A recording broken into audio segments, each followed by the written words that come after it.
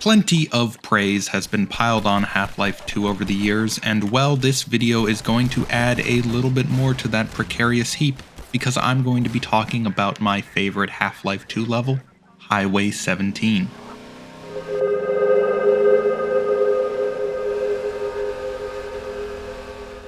If you're unfamiliar with Half-Life 2, it's the beloved sequel to the already beloved Half-Life, where you play as Gordon Freeman, a former theoretical physicist attempting to fix some mistakes from his last experiment. My God, what are you doing? Taking place about 20 years after the previous games, you wake up and find that the Earth has fallen under the control of an interdimensional dictatorship. Luckily, you meet up with some old colleagues, and with their help you might just be able to free Earth from the clutches of these fascist alien overlords. Highway 17 marks about the middle point of Half-Life 2. I often say this, but the middle is always the best part of any game. The beginning is awkward because you're still learning the mechanics, and the ending is bittersweet. But in between, that's where the suspension of disbelief kicks in, the controls start feeling like an extension of your body, and you really get lost in the world of the game. Later, when I look back at a game, it's always the middle that I think of most fondly. So to set the stage for Highway 17, having fought your way through cop-infested canals and a zombie-ridden company town, you must now take a road along the ocean to reach the prison where you will rescue fellow scientist-turned-rebel, Eli Vance. Up to this point, the game has been a claustrophobic fight through sewers, canals, cramped apartments, and narrow rail yards. But just as you're given the keys to a brand new dune buggy, the game opens up into a landscape of abandoned houses and lonely vistas.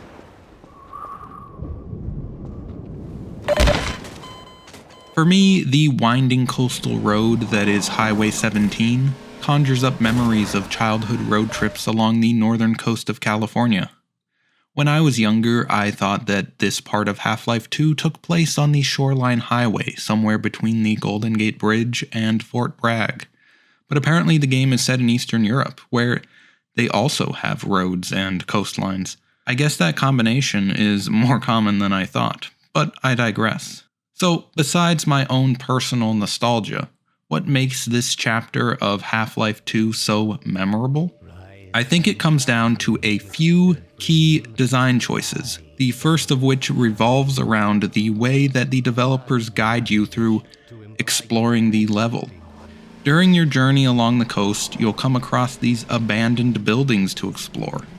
Often these are technically optional. You could drive right past them and stay in the relative safety of your vehicle. However, you are driven to explore these places not by the game forcing you to, but through your own curiosity.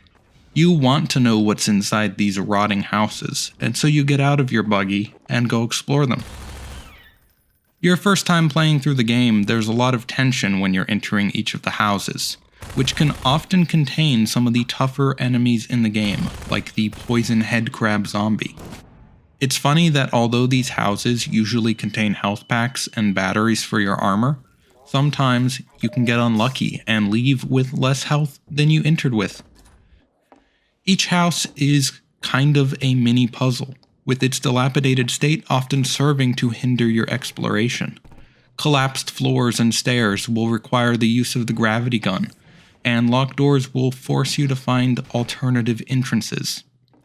Obviously, it's not an open world game, but I appreciate games that can provide the feeling of exploration even in a linear experience. Another thing I personally enjoy about this level is how well it nails the post-apocalyptic vibe. Everything in this level is properly crumbling and desolate.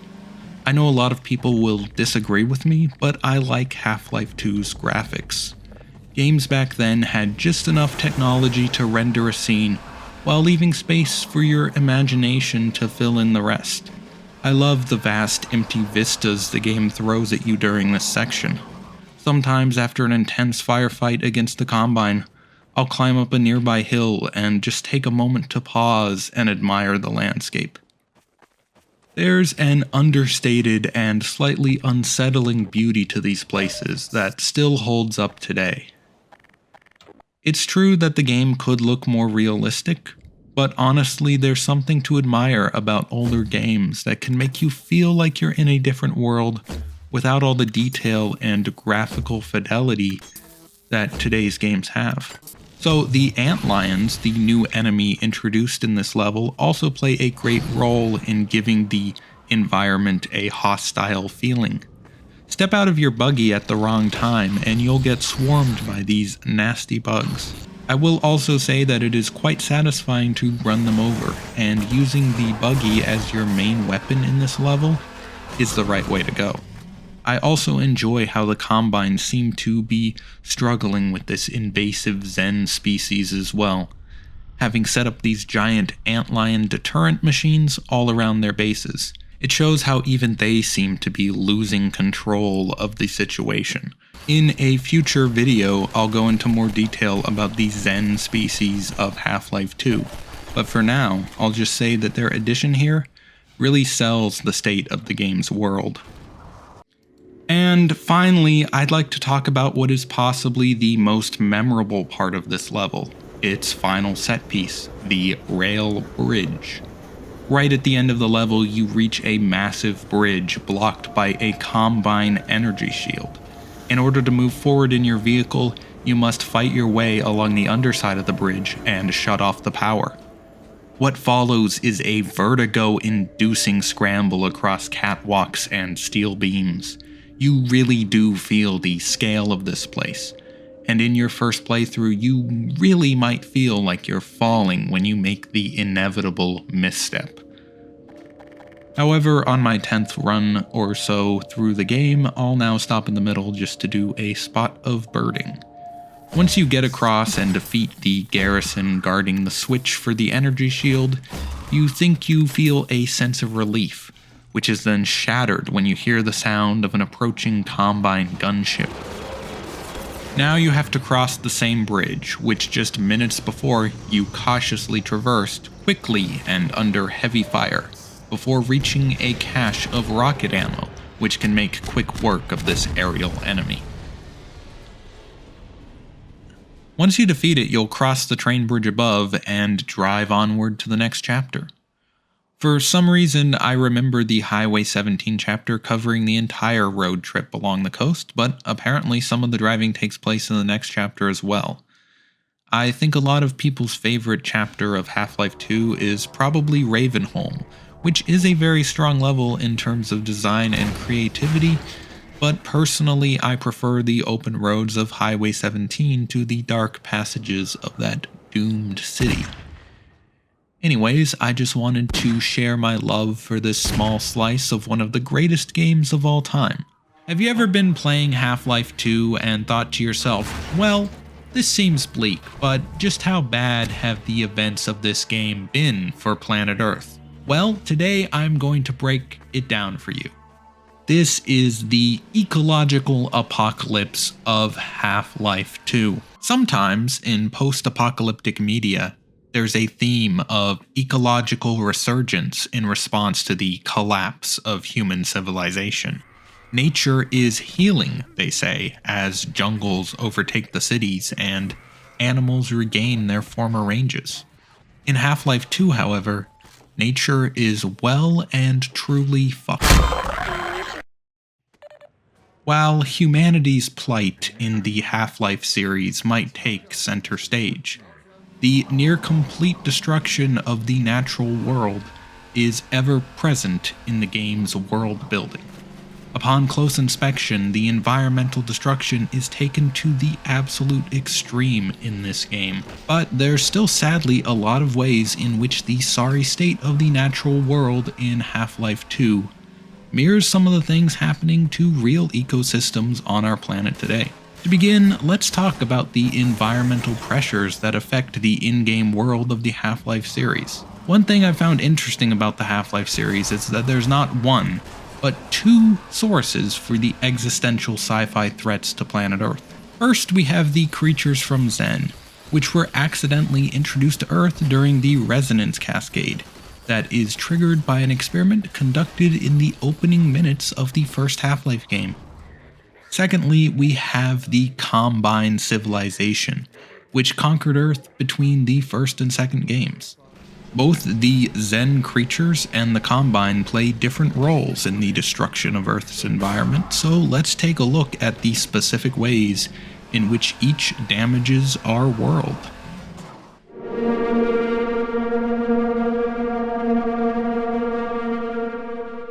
These alien monsters range from the human parasitic headcrabs to the termite-like antlions, and seem to have made major changes to the world since their arrival. To understand how these Zen aliens might affect the environment on Earth, we can look at real-world examples of animals invading new ecosystems, such as on the island of Mauritius, where around 500 years ago the undiscovered island was home to large flightless birds, such as the famous dodo. When humans arrived, they inadvertently or purposefully introduced animals such as rats, cats, and mongooses. Because the native animals of Mauritius had evolved on an island without these types of predatory animals, they had no natural defenses against them, and thus went extinct. Similarly, the animals of Earth were not adapted to deal with the invasion of Zen species into their ecosystems, and many of them were probably wiped out or greatly endangered during the 2 decades following the events of the first Half-Life game. So, let's take a look at the Zen creatures causing the most chaos for Earth's ecosystems in Half-Life 2. I'm going to focus on creatures present in Half-Life 2 and its episodes for this video, as the creatures that appear in those games are the ones that have demonstrated a long-term ability to adapt to Earth's environment, and thus alter it the most. Let's begin with the humble headcrab. While their detrimental effects on humans is immediately obvious, their effect on the environment is less so. In-game, they mostly parasitize humans by latching onto their head and turning them into barely living husks.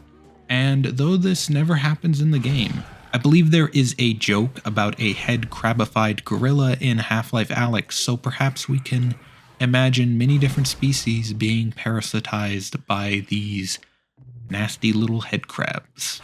Poison head crabs are, well, poisonous and also venomous, so any Earth-based animal attempting to eat them would probably meet its end.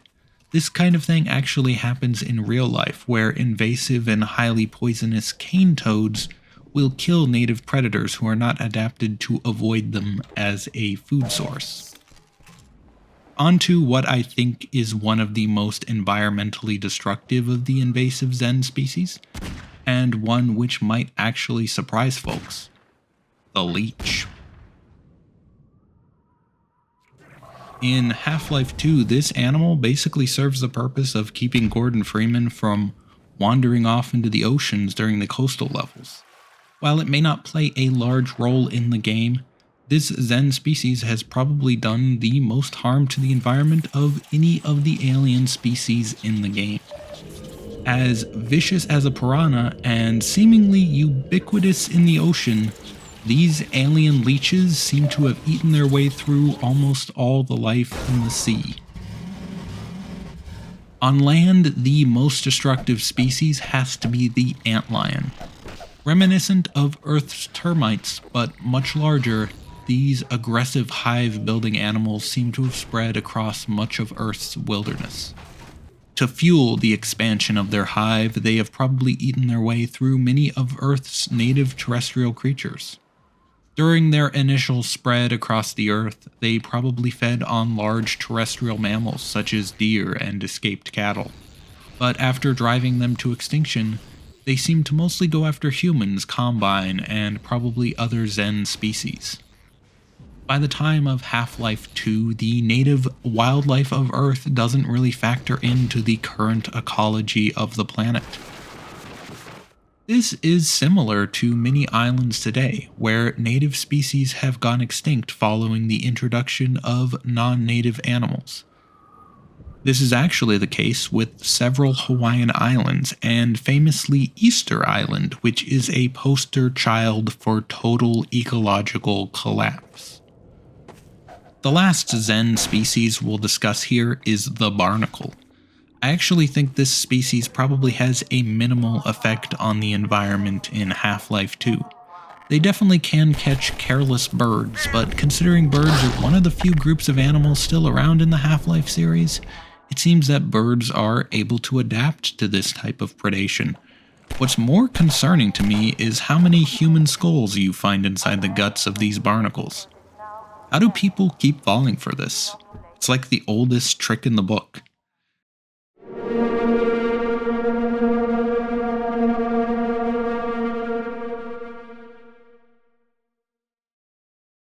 On top of the damage that the Zen species have caused, it's the Combine who deal the final blow to the already weakened ecology of Earth. Aside from introducing more dangerous Zen species to control the local human populations, the Combine have also undertaken planet-wide resource extraction projects, which if successful would render the planet completely uninhabitable. The most harmful of the Combine's goals is probably their ongoing plan to drain the ocean. Sort of like global warming in reverse, the sea levels in the Half-Life universe are dropping fast. Though I believe that in early versions of the story, Gordon Freeman would have been exploring vast stretches of dry seabed, in the actual games it seems like the sea level has dropped maybe 5 to 7 meters, which isn't as significant. This actually reminds me of the real-life, but honestly still fantastical, plan to dam and drain the Mediterranean Sea, which was put forth in the 1920s by a German architect. I wonder if the creators of Half-Life 2 were inspired by that mega project. The shrinking of the oceans will also probably lead to the spread of deserts across vast stretches of the world. Ocean currents will also shift and probably change the weather patterns, which is maybe why we never see it rain in Half-Life 2. The takeaway from this is that draining the ocean is bad. It's also possible, though not explicitly discussed in the game, that the Combine may have hunted to extinction or otherwise purposefully slaughtered much of Earth's fauna. Other than cats, which are mentioned in Half-Life 2 and make appearances in Half-Life Alyx, domesticated animals seem to be absent from the world. In real life, oppressive forces will often kill local wildlife and locally domesticated fauna in order to quicken the erasure of culture and dependence on the supplies provided by said oppressive forces. The near extermination of the American bison, the main source of food for many Native American tribes, is an example of this.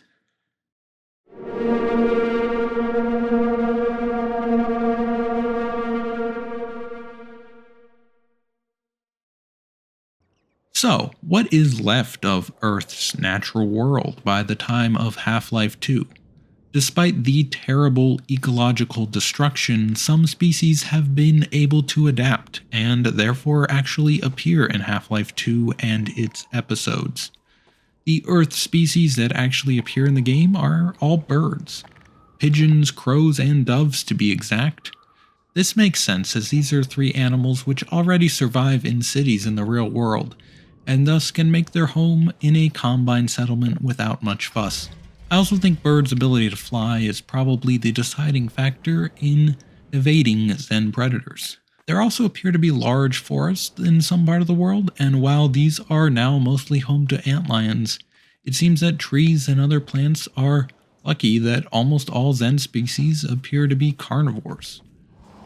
So, now you know the many ways in which the natural world got absolutely wrecked in the Half-Life universe.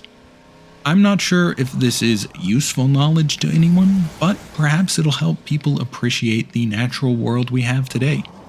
Go outside and enjoy it while it lasts, because who knows when a science experiment gone wrong will ruin everything we know and love. Well, it's time for a slightly smaller dive into the world of Half-Life 2. Let's talk about the playground in City 17. Obviously, due to the Combine suppression field, there are no children in Half-Life 2. But surprisingly, in this childless world, one of the first things you come across is a playground. Of course, it's completely empty, in need of some repairs, and seemingly of no use to the citizens of City 17, but personally, I think it's being left there by the Combine as a sick reminder of what humanity has lost. However, if you've been role-playing Gordon Freeman correctly in Half-Life 2 thus far, you will know that he is a huge fan of playgrounds, so spending some time here is key to any proper playthrough of the game.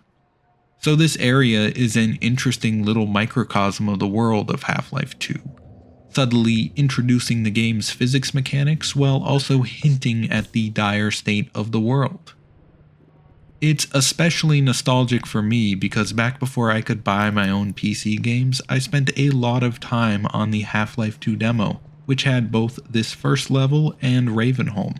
When you're younger and all you can play are free games and demos, especially back before the free-to-play games were so commonplace, you had to squeeze as much as possible from even the tiniest areas in games. So honestly, I've probably spent hours in this and the surrounding area, just because back then there was nothing else to do. This playground includes all the necessary ingredients for fun, with a broken slide, a merry-go-round, monkey bars, swings, a seesaw, and even a game of tic-tac-toe. Even though the ladder is broken on the slide, you can at least climb up the slide itself. Unlike the slide, the swings are fully functional. You can even hop on them and relax for a little bit. The merry-go-round is probably the least realistic bit of physics in Half-Life 2 because anyone who has played on one of these as a kid knows that these can cause massive amounts of damage to you. But I can't even seem to get a scratch on me playing on it in this game. The seesaw provides some foreshadowing to everyone's favorite physics puzzles, both in this game and in episodes 1 and 2. You can actually skip the first of these puzzles though, just stack the cinder blocks against the ledge and climb out. Getting on top of the monkey bars does require stacking a few items up as well, but Gordon does need all the upper body strength he can get for what's ahead. For the tic-tac-toe board, there's a piece missing, but you can actually find the lost piece in one of the apartments in the next section. Maybe someone is keeping it as a memento, or maybe they intended to fix it one day, but have long forgotten about it. One eerie thing about this area is that you can actually hear the sounds of children playing while you walk through it. Here's the sound isolated for you so you can listen to it.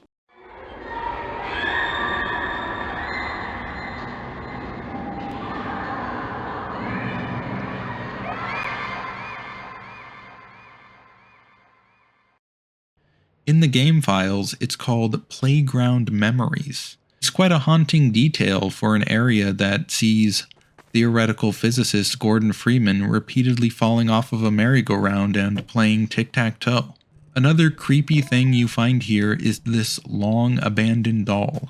This reminds me of the many famous photos of abandoned dolls from the Chernobyl disaster, and perhaps the developers were inspired by that as well. There's also a similar spot in Half-Life Alyx, but it's definitely not the same park as the playground is arranged differently. From what I remember, it doesn't even have the monkey bars or a swing. 1 out of 10 in my opinion. Half-Life 2. We've all played it, some of us many times, some of us too many times. Here are some weird or funny things I've noticed over my many playthroughs of the game. Right after getting off the train, you come across these vending machines giving out Dr. Breen's Private Reserve, a canned beverage. It's certainly suspicious, but at least it's free.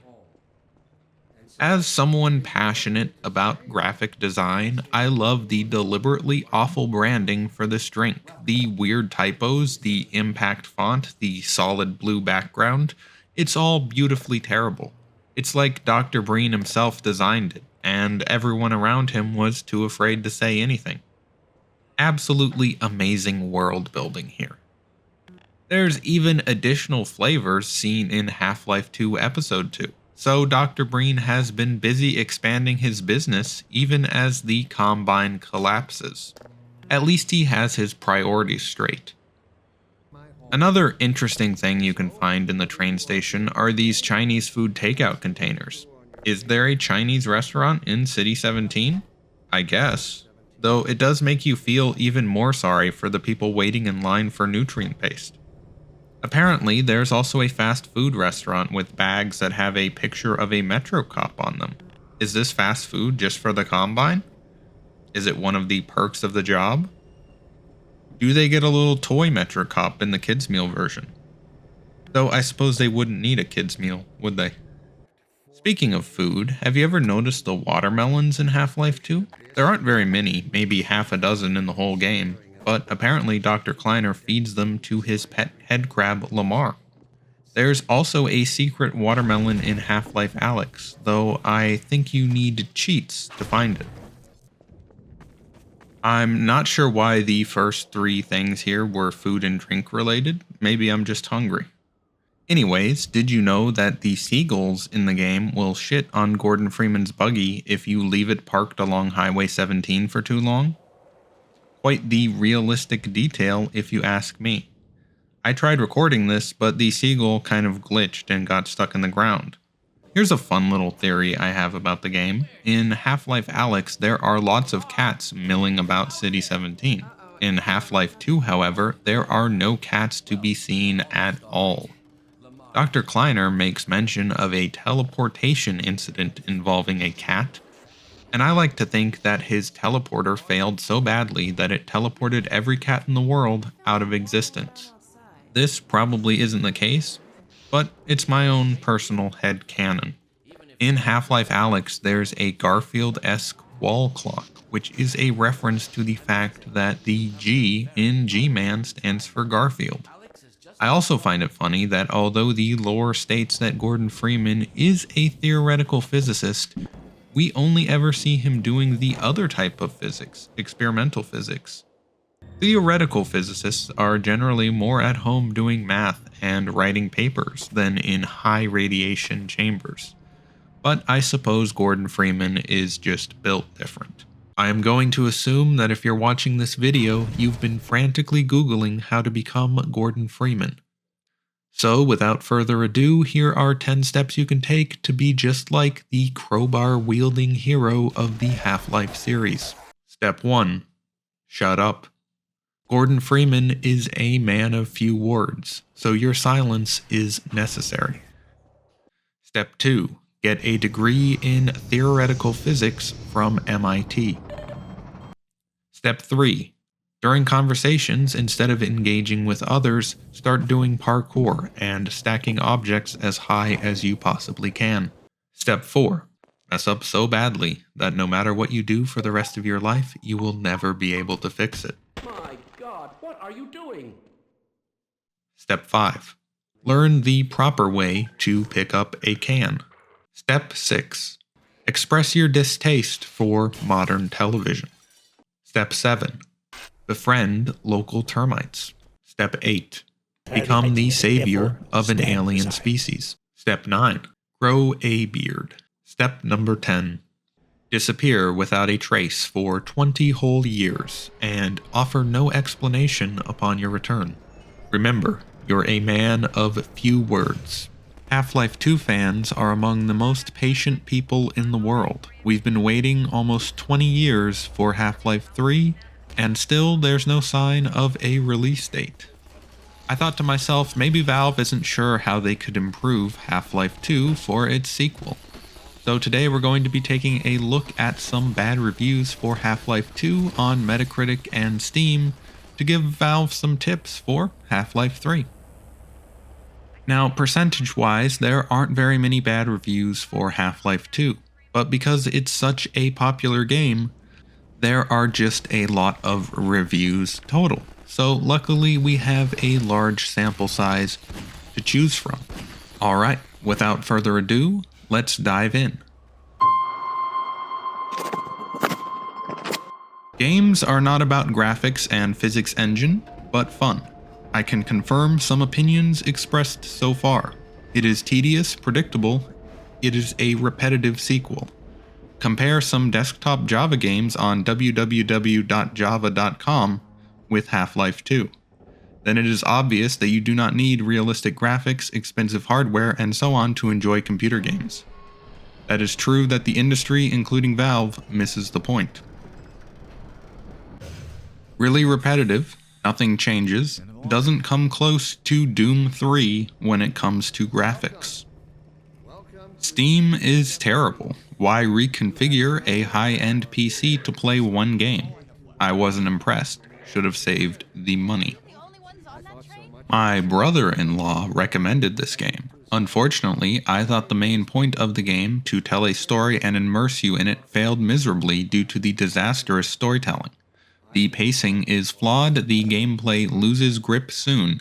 The experience just isn't the experience everyone thought it would be.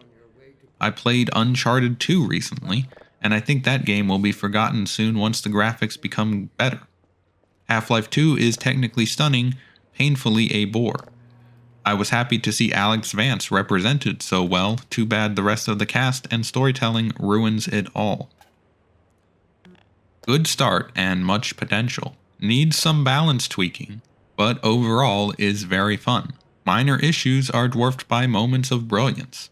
If you like GTA and wished, hey, I wish I could play this online with my friends with an MMO twist, leveling gear, etc., then you will be very pleased. Worst game ever. It is all fake, and the guns are crap. Do not get this game. Awful, disgusting game without something new. This is not a real computer game, only a simulation. The gameplay was completely ruined by the fact that it's only single player. How can you truly enjoy a game with your friends all by yourself? Let your friends watch you play? Absurd. Need same room multiplayer. Well, I think we've exhausted the Metacritic reviews. Let's take a look at Steam. I love how you increase the price of almost 19 years old game. As a Polish person, I love to pay the second most in the world. Had no idea Poland is such an economic powerhouse. Inflation. I bet producing those pixels costs more now. Wouldn't recommend. Can't have sex with Dr. Kleiner. Sad face. This game is deteriorating my mental health. 10 out of 10. Wouldn't recommend. Well, I took some notes on these reviews, and I'd like to present to Valve a few ideas for Half-Life 3. First of all, you should develop it in desktop Java with no physics, because games do not need physics to be good. You should remove Steam, because Steam sucks. Half-Life 3 should have Doom 3 graphics, because Doom 3 graphics are the best. You should be able to have sex with Dr. Kleiner in Half-Life 3. And also, the game should be less expensive in Poland. Anyways, I hope that this helps everyone at Valve, and good luck making Half-Life 3. Plenty of praise has been piled on Half-Life 2 over the years, including in many of my previous videos.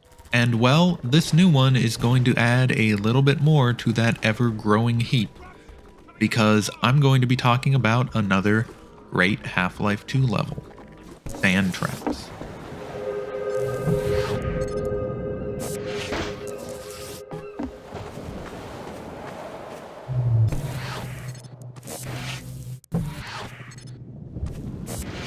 If you're unfamiliar with Half-Life 2, it's the beloved sequel to the already cherished Half-Life, where you play as Gordon Freeman, a theoretical physicist who has just woken up from about 20 years of not sleeping on the job, and found that Earth has fallen under the control of an interdimensional alien dictatorship known as the Combine. Dr. Breen again? Luckily, you meet up with some old colleagues, and with their help, you might just be able to free Earth from the clutches of these extraterrestrial overlords. Sand Traps falls just after the halfway point of the game, and although the previous chapter, Highway 17, is my personal favorite, I think Sand Traps builds upon what players learn in that level while also bringing several new exciting twists. So, to set the stage for this level, you've been traveling along a derelict highway after being given the keys to a sweet new ride. The goal is to infiltrate a prison complex that lies at the end of the highway, but there's still some way to go before reaching that destination. The start of Sand Traps is much like the previous level, with you traveling along the highway clearing roadblocks the Combine have set up and solving puzzles to remove obstacles from your path. You might be a little relieved that the beaches in this first area don't spawn antlions when you walk on them like in the previous level, but just you wait. Eventually you make it to a resistance base near a lighthouse, and after a prolonged firefight, you get to the saddest part of the Half-Life series. Yes, that's right, you lose the car. This is an absolutely gut-wrenching moment, but nevertheless, Gordon Freeman must press onward.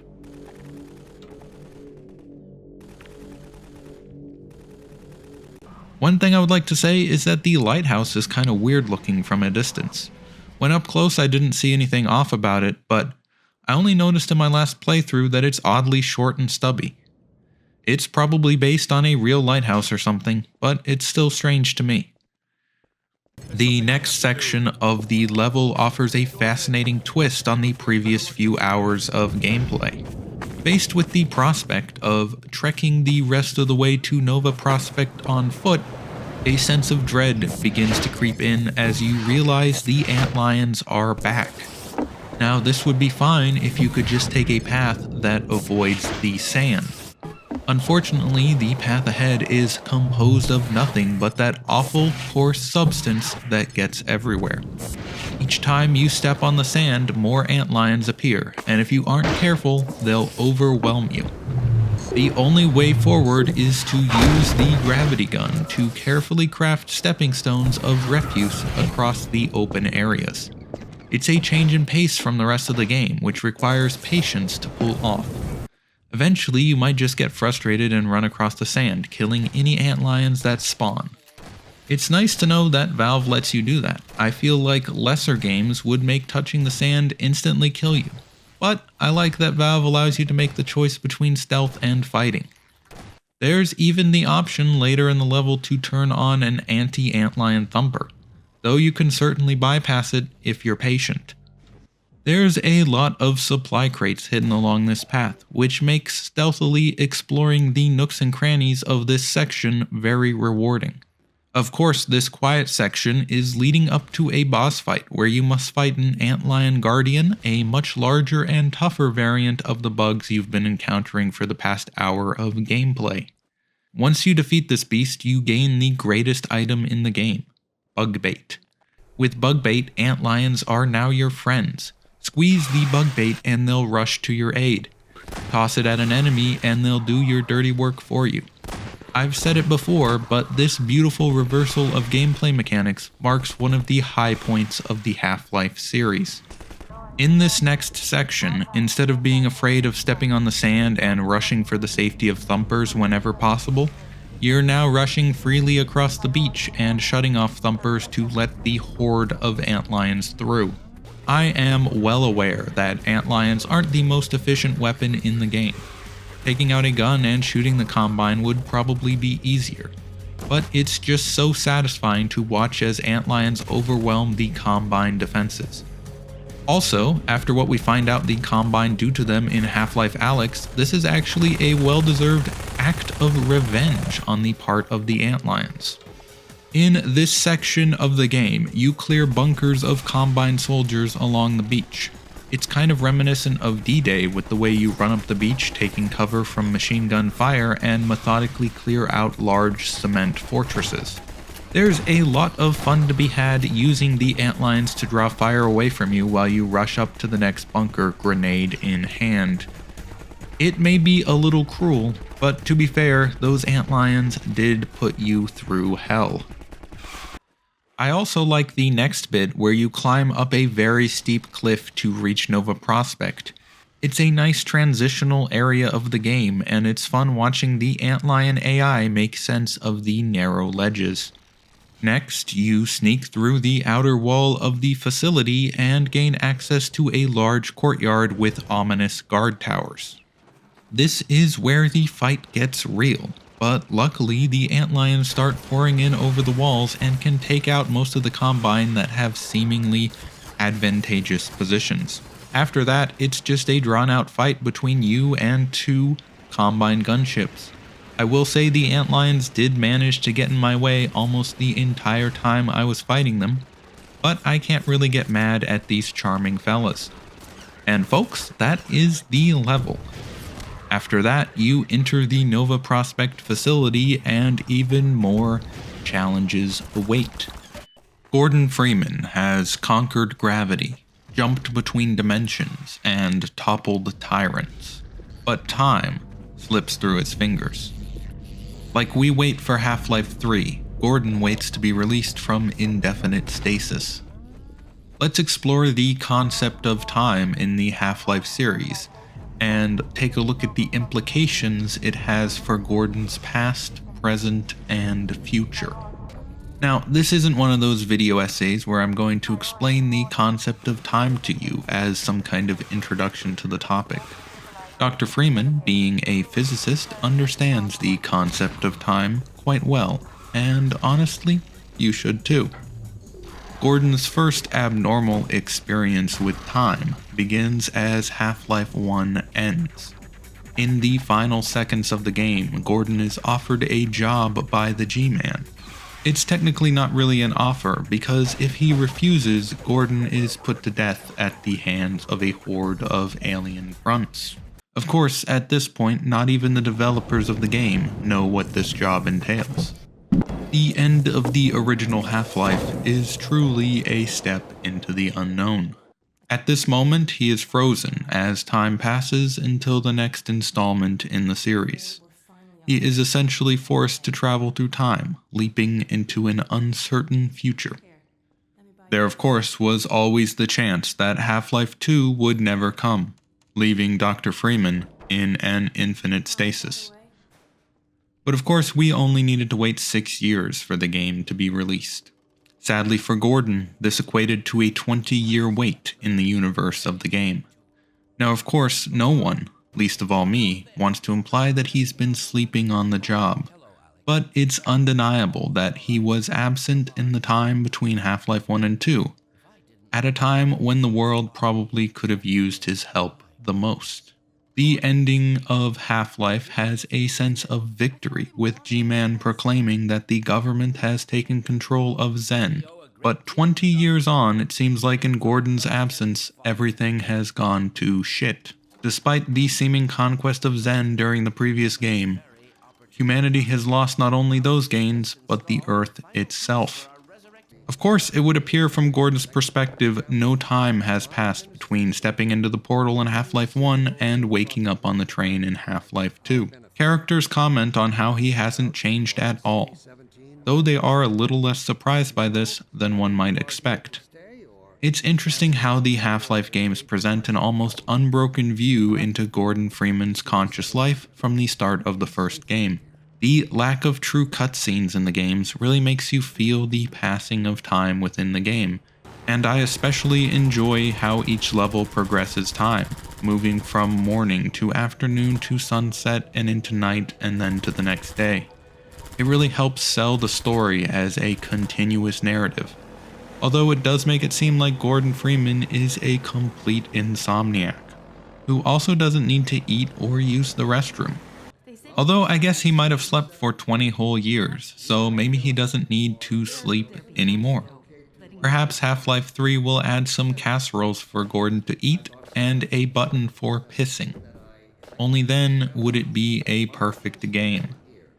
We don't know a lot about Gordon Freeman's past, other than his MIT education. It seems like he did not have a family before the Resonance Cascade, although his silent demeanor means we don't know the true loss of his 20-year absence.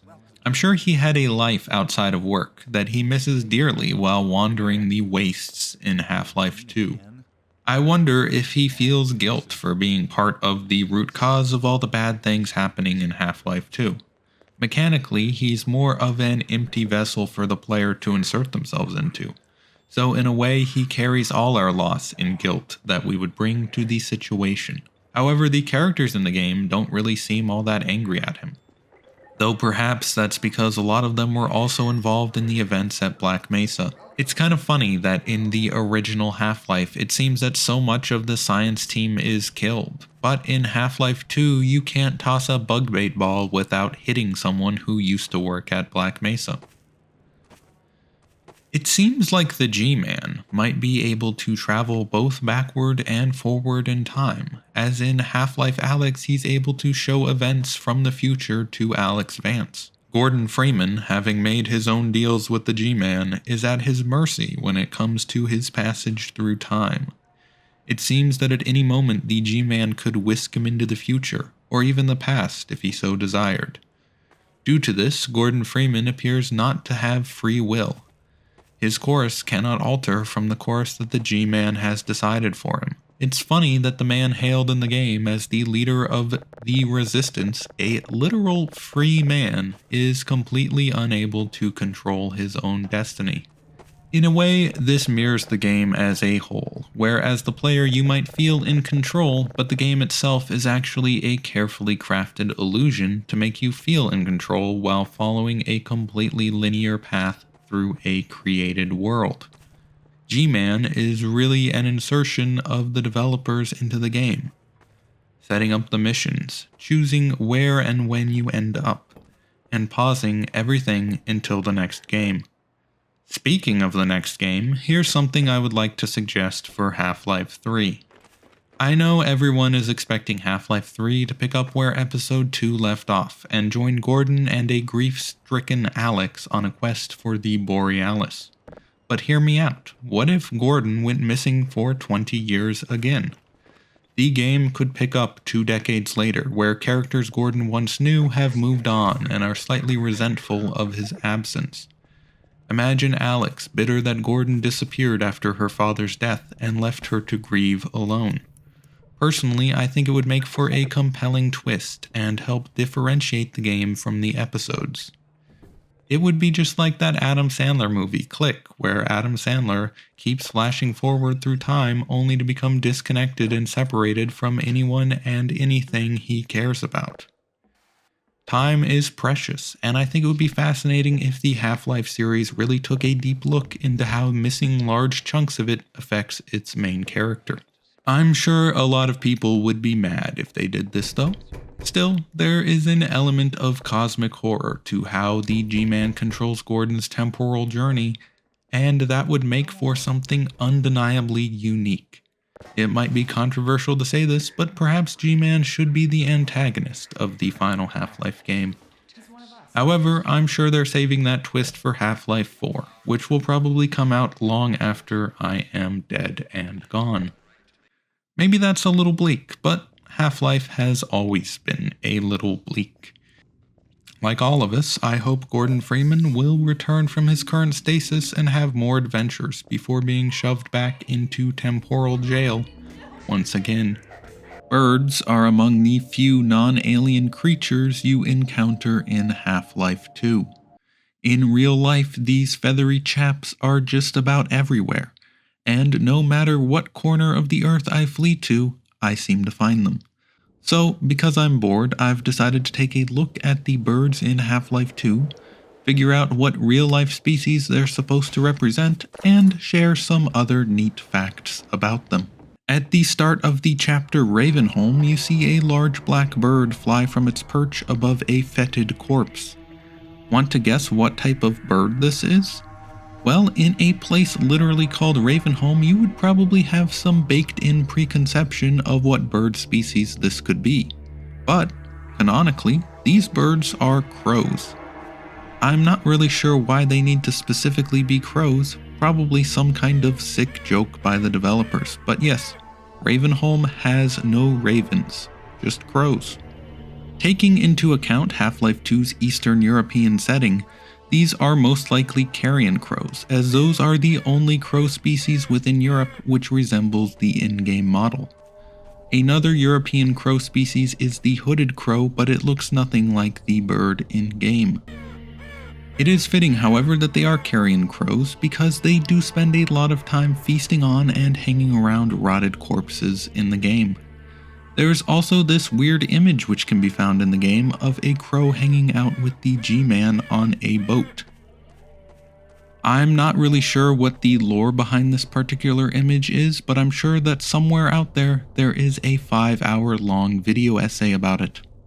Another type of bird that can be found in Half-Life 2 is the pigeon.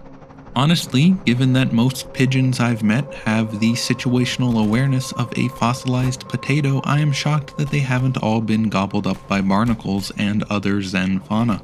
In fact, I think it's only crows that we see eaten by barnacles in the game, which is a shame because crows are known for their intelligence. Pigeons are also found in Half-Life Alyx. As for identifying them to the species level, they're clearly rock doves, sometimes known as feral pigeons. They are the most common pigeon species on Earth, and because they've been introduced across the globe by humans, you can find them in your local city.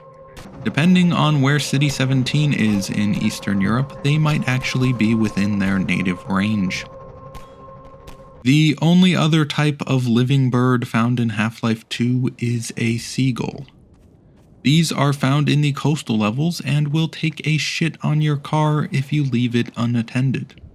Apparently, they also eat the Zen leeches that now infest the world's oceans, so think twice before shooting at them. It's bad luck to kill a seabird. As for what species these are, well, seagulls are notoriously difficult to identify to the species level, so I went ahead and asked the app iNaturalist what it thought. And it guessed that this was a lesser black-backed gull, which is a species found in some parts of Eastern Europe. So, those are the birds of Half-Life 2. A metric boatload of praise has been foisted upon Half-Life 2 over the years, and today I'm only going to add more to that ever-growing tower of positive vibes because I'm going to be talking about another great chapter in the game, Water Hazard.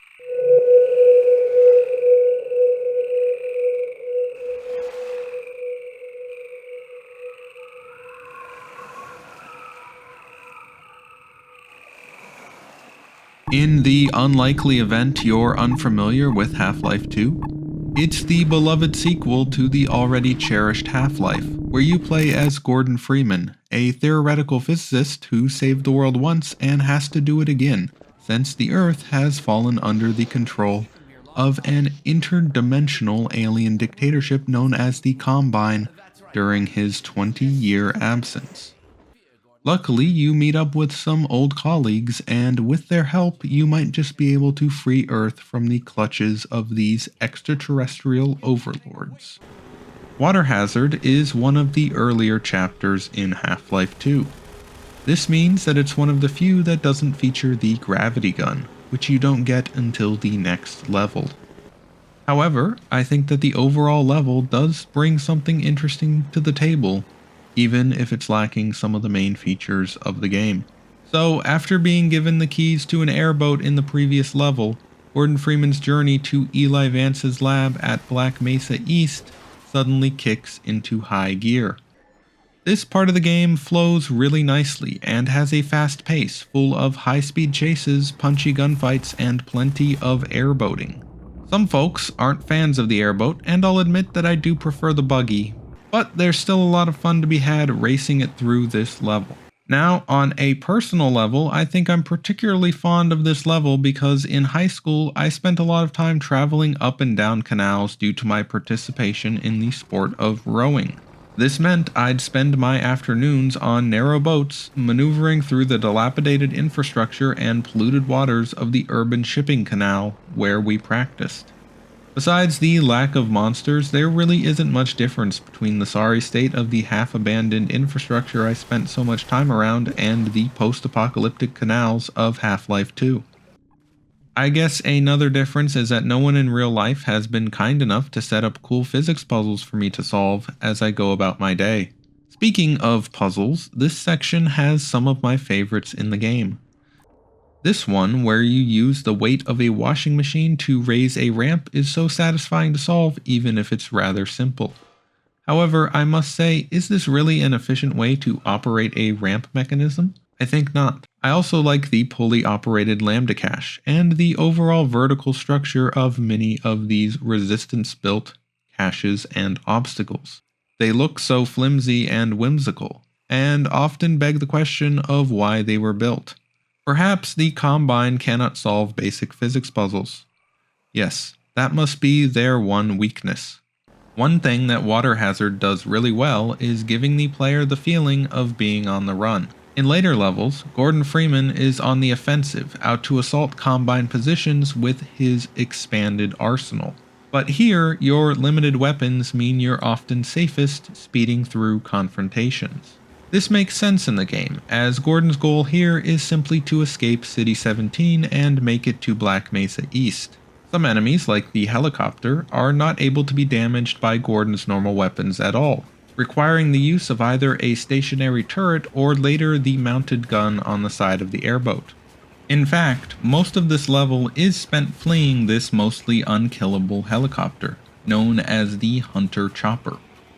This of course is intentional, as the game uses this turn from being a fugitive on the run to a leader of a revolution as both Gordon's development and as a natural way to mirror the increase in skill as players make their way through the game.